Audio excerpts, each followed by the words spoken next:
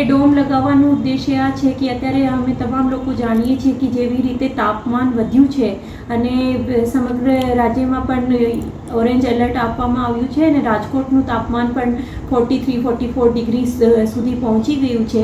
તો એમાં જે રાહગીર છે, લોકો છે જે વાહનોનો ઉપયોગ કરે છે, તો કોઈ પણ સિગ્નલ ઇમ્પોર્ટન્ટ જે પ્લેસીસ છે આ પ્લેસીસ પર ડોમની વ્યવસ્થા ગ્રીન નેટ લગાવવામાં આવી છે જેથી એ તાપમાનથી બચી શકાય. તો આ વ્યવસ્થા એવી રીતે કરવામાં આવી છે. અને આ સિવાય ઘણી બધી એડવાઇઝરી ગવર્મેન્ટ ઓફ ગુજરાત દ્વારા પણ જારી કરવામાં આવી છે. હીટથી બચવા સુધી એમને હાઇડ્રેટ રહેવા માટે છાશ વગેરે, લીંબુની શરબત વગેરે લેવાનું એવી એડવાઇઝરી પણ જારી કરવામાં આવી છે. અને બિનજરૂરી ઘરથી બહાર ના નીકળે આ પણ એડવાઇઝરી જારી કરવામાં. ખાસ કરીને જે હીટ વેવ ચાલી રહ્યું છે તો લોકોએ કયા સમયથી કયા સમય ઘરની બહાર ન નીકળવું જોઈએ? લગભગ 1:30 to 4 PM 1:30 વાગ્યાથી 4 વાગ્યા સુધીનું એ સમય જે છે એમાં ખૂબ તાપમાન વધતું હોય છે અને હીટ સ્ટ્રોક થવાની સંભાવના હોય છે. તો હીટ વેવથી જો બચવું હોય, જો અગત્ય ના હોય તો એ સમય ટાળવું જોઈએ.